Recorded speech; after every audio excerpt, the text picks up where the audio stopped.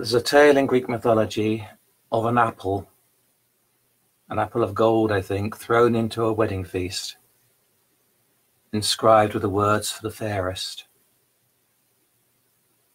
And the way the stories tell it, the three goddesses, Hera, Athena, Aphrodite, argue over who the apple should be given to. And it is Paris, a mortal, seen by Zeus, is given the task of deciding who to award the apple to. I can't help feeling there's a certain chauvinism in the way the stories are told. In picturing these three great goddesses as arguing over which of them should be considered the most beautiful, with the implication that only vanity is the thing that motivates them. But considering who they are, Hera, Athena, Aphrodite, could almost see it as someone being asked to choose between power, wisdom, and love. And I think that kind of puts it into a different perspective. Which of those would you choose? So this verse is Paris speaking at the moment of judgment to Hera, Athena, Aphrodite.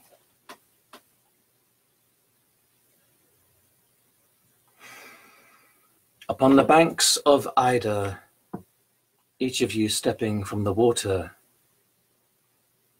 I must choose my death. I would give this golden apple to you each, but so divided, leave each of you unsatisfied. Discord, uninvited, threw it to the wedding floor, and Zeus, seeing me give place to the god of war, has given me judgment.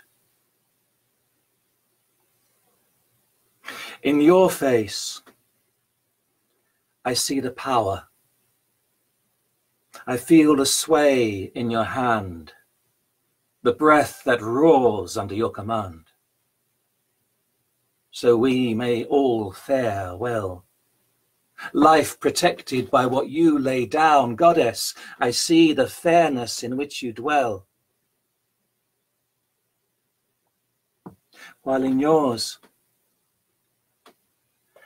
you show what you have seen, the wisdom garnered from life, to bring a life serene, so we may all live well.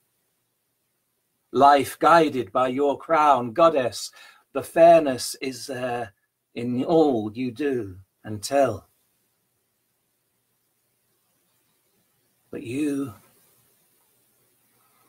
your own face you will not show me. You show me her in whom all my love resides. In love is life. Love that all your power must defend, and from love all your wisdom is derived. In choosing love, I choose my death. To choose otherwise is to choose not to be alive. Though your hidden face may be the unfairest one, my choice is made. The judgment's done.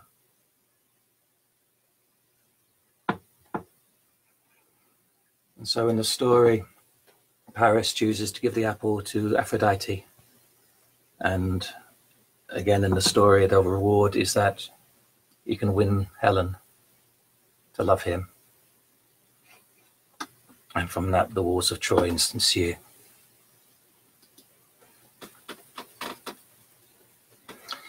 Are three poems that touch on the myth of Medusa.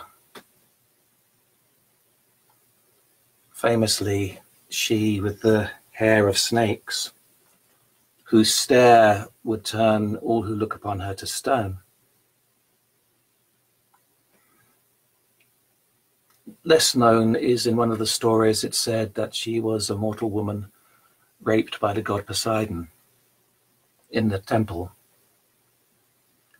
And the story says that as a punishment, she was turned into Medusa and given the stare.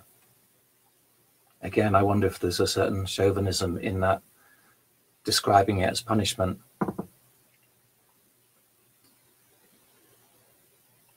So there's 3 here for her. The first was called Medusa.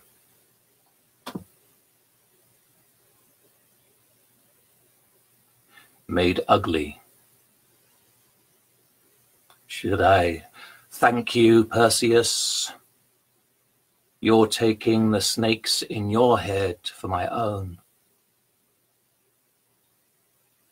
Raped by Poseidon. Who was it called it a punishment to be named guardian? By she, given this stare. What right have you to show me myself when you will not look at me yourself? When you will not take the stone of yourself, staring at my breast as you sever my head.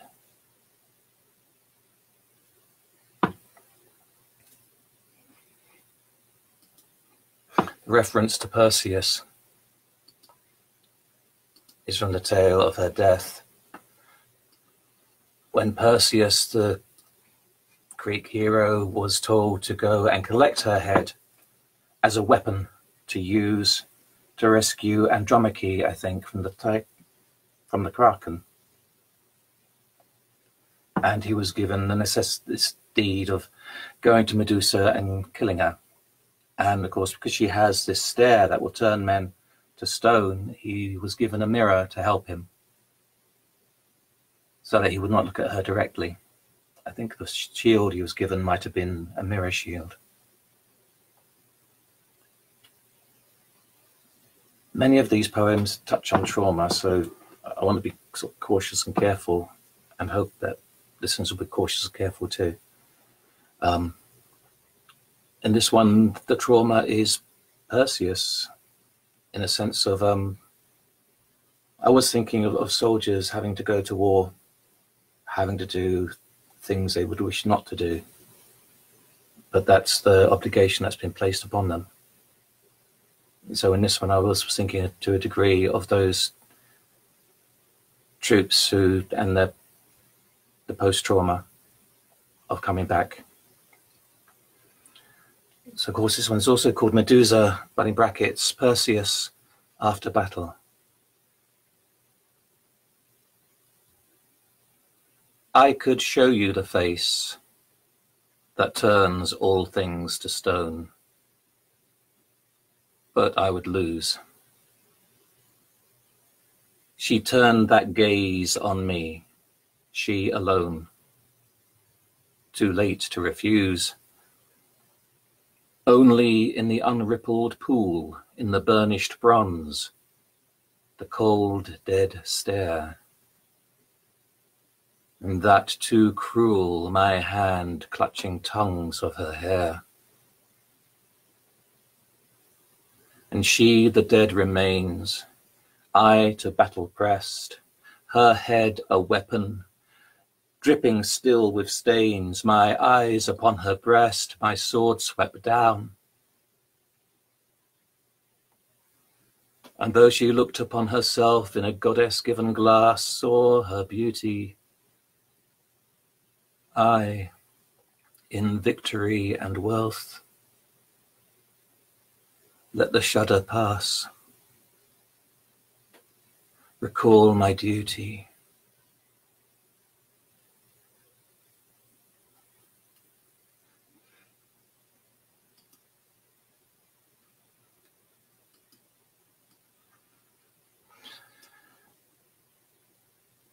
And the third one that touches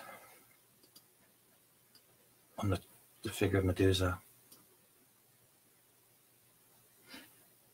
portrayed as a monster, I can't help feel some sympathy for her.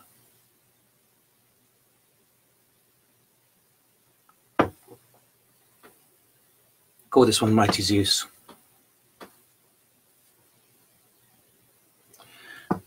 Mighty Zeus, I think men taught you this, thinking they were you. Such beauty as lives in thunder, dies in lightning, I would not resist, but with consent, the price of my surrender. I did not choose to live, nor you, nor have the fire stolen limits to our power. Mighty Zeus, will you listen to your mother? She cannot be escaped. You burst from her secretly, with her permission, caught you as you fell. When the fates have cut, there is an emptiness we walk into, further spins the tale. Thrusting life does not need to be forced. Mighty Zeus, see the little men hunkered under shields who claim your aegis.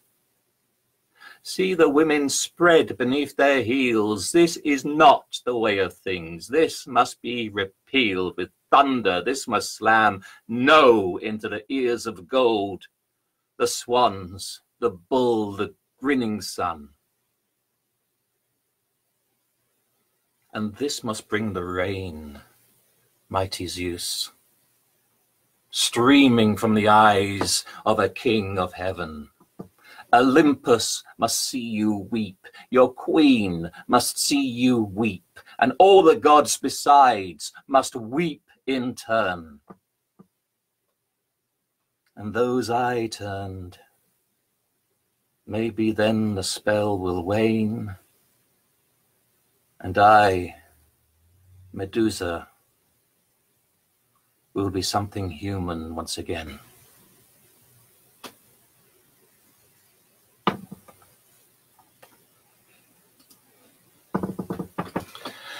Those three for Medusa.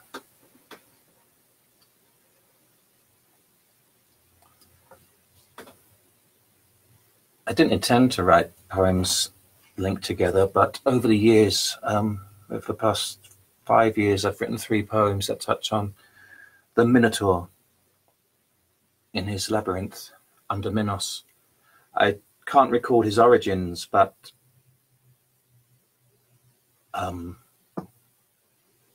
his appearance of a man with a bull's head so horrified the king, his father, that he was trapped in a labyrinth underneath the island, underneath the palace. And only his sister Ariadne would visit him there.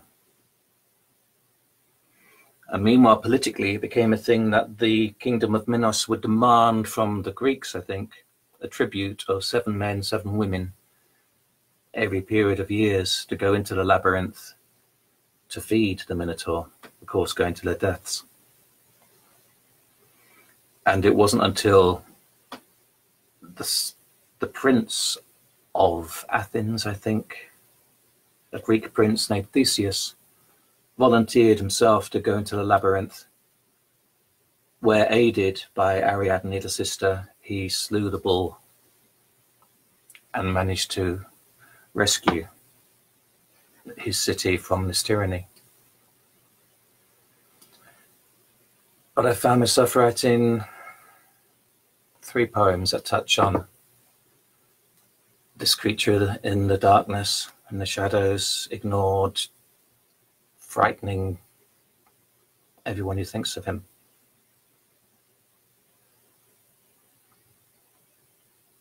They do go quite deeply into shadowed areas of my own emotional life, so it might be helpful, it might not, I don't know. I'll begin with this one called Minotaur.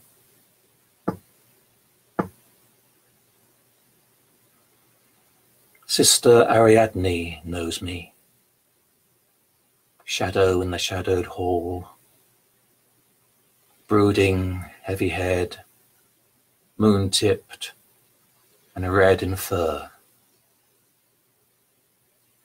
You might be one of 7, sent in sacrifice, man or maid, or else a king distressed in palace held above the maze. The darkness shifts. You know it no longer emptiness. A scuff of hoof to stir the blood beneath the bruise. The dust of matted hide, disgust upon the air and in your nose. The passage holds a fullness now, a form impending. You have it there beneath the ribs, slicking in your breath, and you might never dare to go deep again, never sit. But if you run, you'll run as rat, urine spilling, and that inside. To breathe your best will be to test the size of your scream. No throat was ever made to hold that bellow. But still there is gorge clumping through the dark hollow, stored and finding voice. Step by step and twist of yarn, set it straight, set a labyrinth about me. You will never, never escape.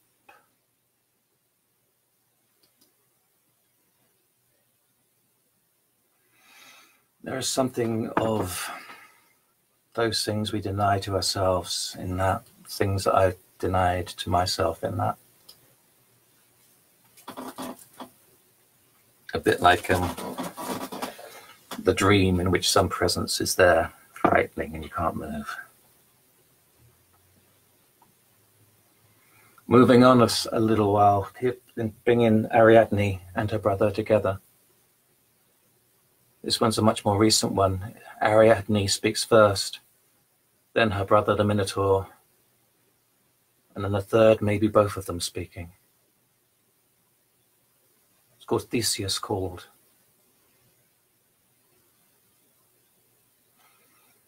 Asleep with my brother, in amongst his labyrinthine curls, with the warm steam of his wheezing playing on my neck,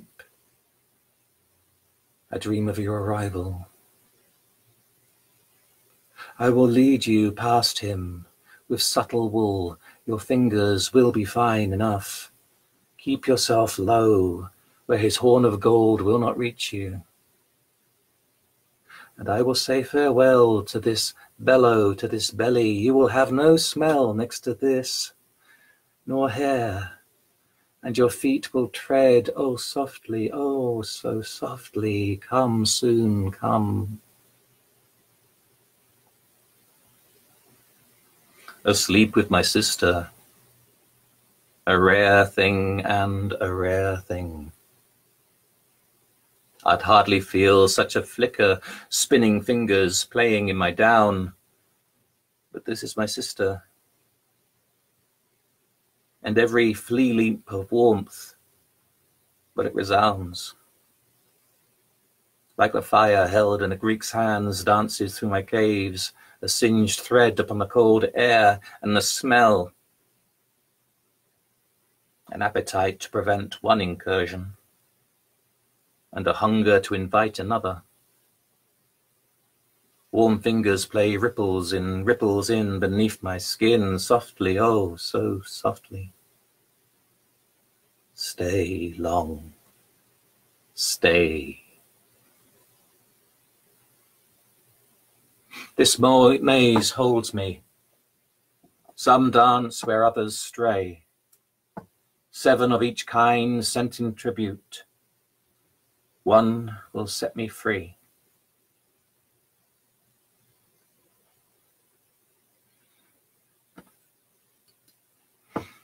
A detail of that story that I didn't mention before was, of course, Ariadne gives to Theseus a thread, a reel of thread to tie to the entrance of the cave and to unravel as he goes, so as to lead him back to freedom.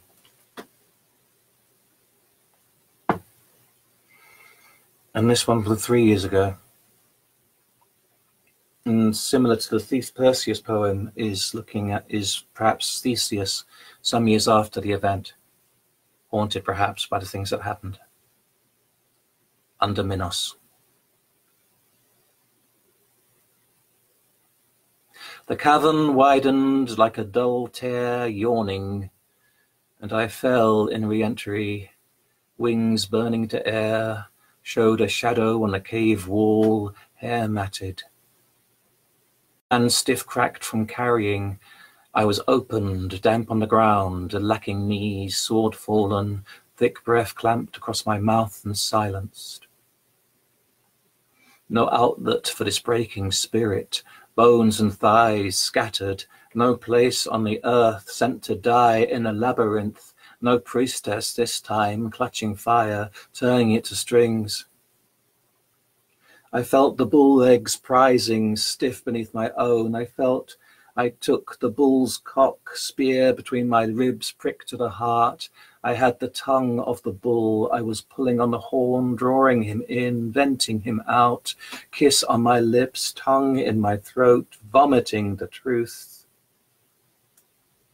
Beyond this life, there is only death. A damp rag of cum thrown into a corner. Stomach acid, gut juice spilt, bladder burst, labyrinth thrown open, lying as a dead thing in the rancid blood of a minotaur.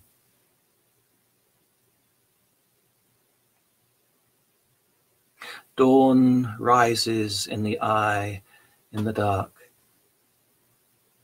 Life is noticed in the lifting of the chest, blood slipping even so through the flesh, and the iron resolute spark inherent.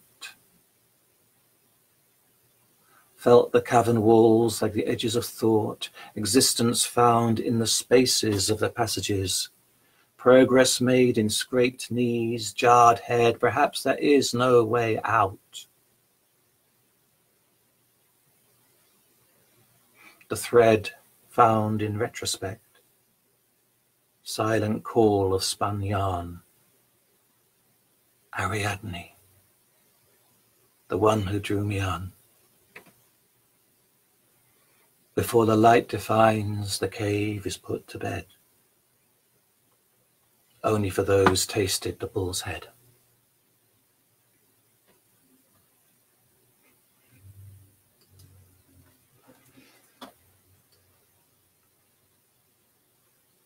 I wasn't sure when I started how many to read of these, and it seems, having read those, that I'm down to the last 3.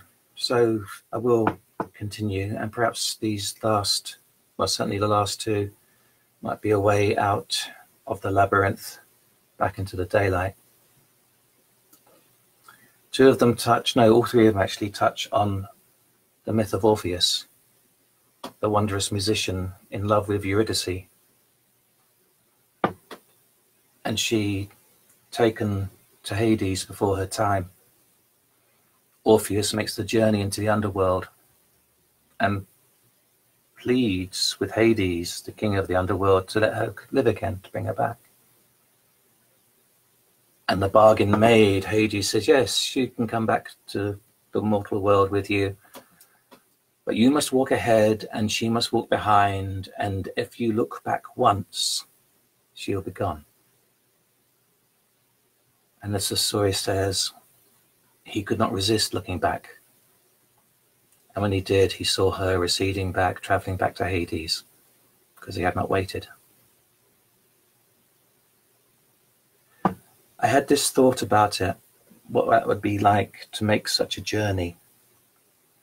And what would be the thought if he had not looked back, and if Eurydice had been brought back out of the underworld. And so I wrote this for Orpheus, for his thinking, under the title Eurydice Restored.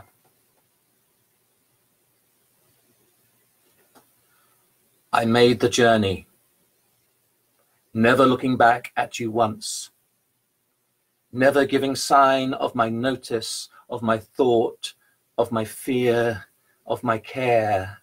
But now with you here, I am scared. I made the journey, so did you. alone, never given sign of my notice, of my thought, of my fear, of my care. Now you are here and I am scared of the thought in your head. Perhaps it is not there, that I failed to look back, failed to notice, failed to think, failed to care, happy just to be climbing up a stair. It was a lonely climb for me, staring at your back, seeing you determined not to turn, even when my eyes burned ribbons in your robe. Do you not love me? That thought might not be there, but now I'm scared. Now I think I see your back leaving here.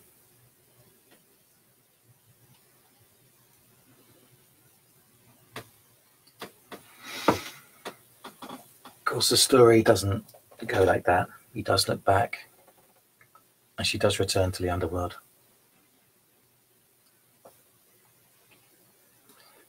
And my second to last one, I don't know, it's certainly inspired by the idea of returning to life out of the underworld, although it may not specifically be about Orpheus. It is a story of a journey, leaving the halls of the dead to come back to life. And the title of it is, Unless You Make the Journey, You Won't Know How It Ends.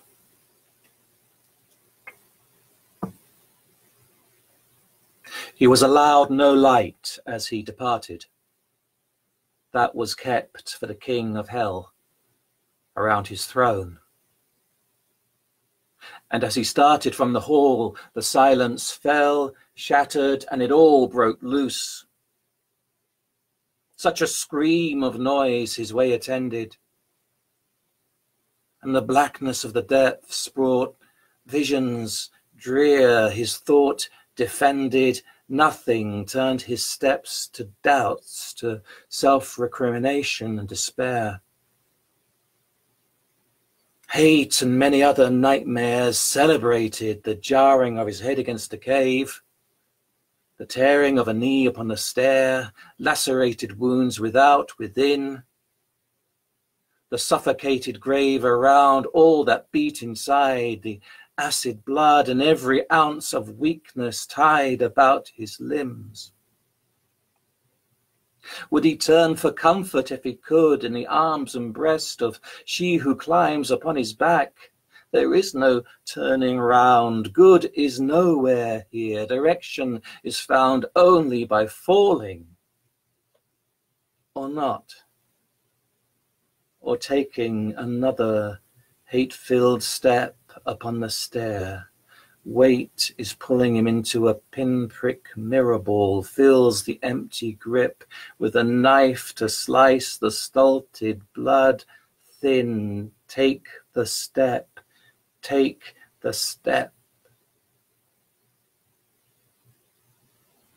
The worst of the moments are never seen, so encompassing is the dark, so wrenched the scream. The passage into the sun was felt a thing obscene, lighting as it does the falling off of the dream, illuminating edges, limits, the stark solidity. He blinked in disbelief, still, faith left behind.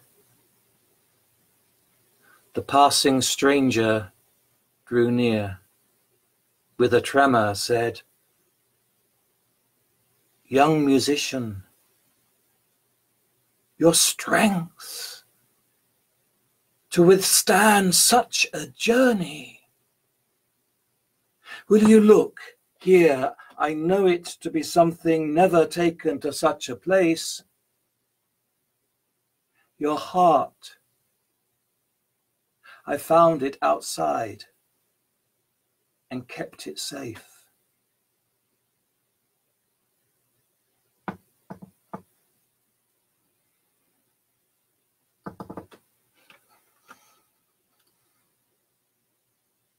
I reckon that's the kind of dark journey many of us will have taken. Hopefully there was a stranger at the end.